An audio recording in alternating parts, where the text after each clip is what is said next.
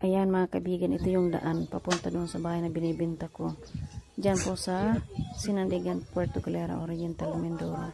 So ito po ang daan. Pinapakita lang para hindi kayo maligaw. Ayan, aakyat kayo dyan sa mataas na yan. Pero nakakadaan dyan ang mga sasakyan. Marami naman kasi dyan nakatira din. May mga resort sa mga kapitbahay. So ayan. Ganyan po. Ito naman makikita nyo po baba. At ito yung pataas papunta doon sa bahay na binibenta ko. So makikita ninyo, maglalakad lang kayo dyan. Pwede lang kayo magkutsi o mag-tricycle. Hindi kayo mag-motorcycle. Ayan. Ito yung mga kapitbahay ko. Yan. Sa harapan niya ng bahay ko. May resort dyan. Ayan. Kung makikita nyo, tabunan natin itong sasakyan na nakaparada. Ito po yung gate ko. Sa labas yan ng gate. Ayan. Bago din po ang gate na yan. Ginawa lang yan itong 2025. Bagong palit.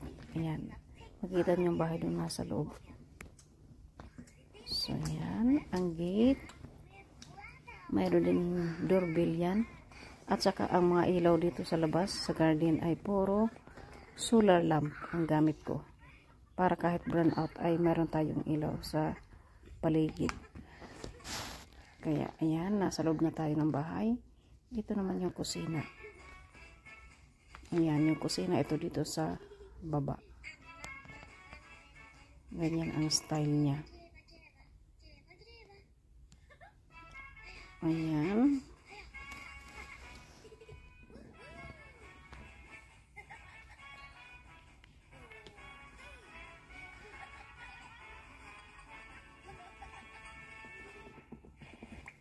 Ayan yung simpleng kalan.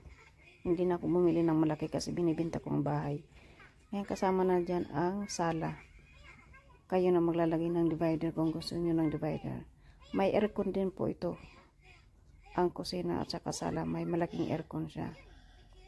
Ayan, may fridge din siyang kasama. Kasi hindi ko na yan dadalhin pag may benta ng bahay. So makikita niyo yung aircon doon sa taas. Central aircon siya para kakayanin ang malaking space na yan. Ayan. Ito ang mga bintana. Ito naman yung toilet dito. Nawala ng, ayan ang shower. May shower siya. Pwede kang maglaba dyan. Itong toilet. Kung makikita nyo yan, may washing machine at may dryer dyan. So, ayan mga kaibigan. Ang dryer ay wala kasi pinalitan. Pero yan, may special ng washing machine at saka dryer. Ito po yung toilet sa baba. Ito naman bagong gawa na bakod. Nitong 2025 din lang ito ginawa. Kung makikita niyo, mga solar lamp din ang gamit ko dyan. So, katulad ng sabi ko, kahit burn out ay mayroon tayong mga ilaw sa bakuran. Ayan. Sementado din po ang likod nito, kung makikita ninyo. So, hindi kayo mahirapan maglinis dito. At ayan, pinalitan din yung mga tubo para sa tubig. Ayan. Dito naman tayo sa swimming pool. Ayan. Pwede kayong umakyat pa ikot-ikot. Ayan ang swimming pool. Hindi ko siya ginagamit ngayon kasi wala naman nakatira dyan sa bahay. Ang caretaker, ang kapatid ko lang nakatira dyan. So, ayan. At ayan, ako na-eksena na rin. Nandito, ito naman dito sa second floor yan. Wala pa akong mga video sa taas ng kwarto. Pero ito yung sa second floor. Dito sa taas meron tayong tatlong bedroom. Dalawa ang aircon, isa yung walang aircon. May kusina din dyan at saka may shower at bathroom.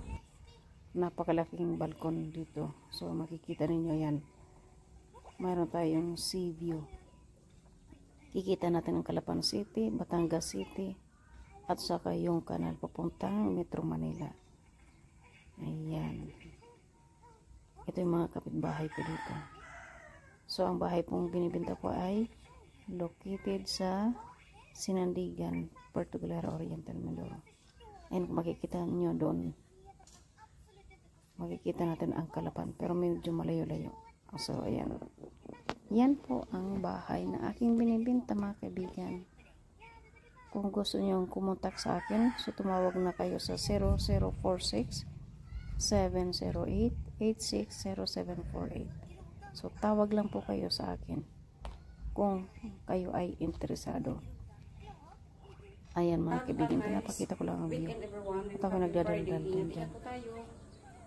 So ayan mga kaibigan, ako iaalis na.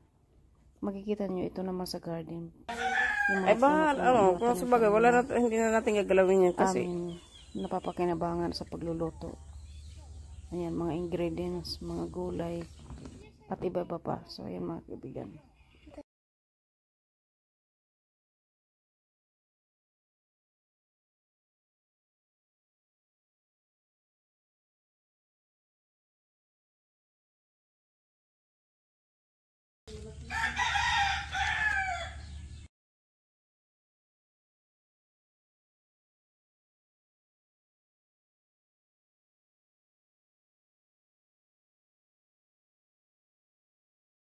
Ang dami niya ni.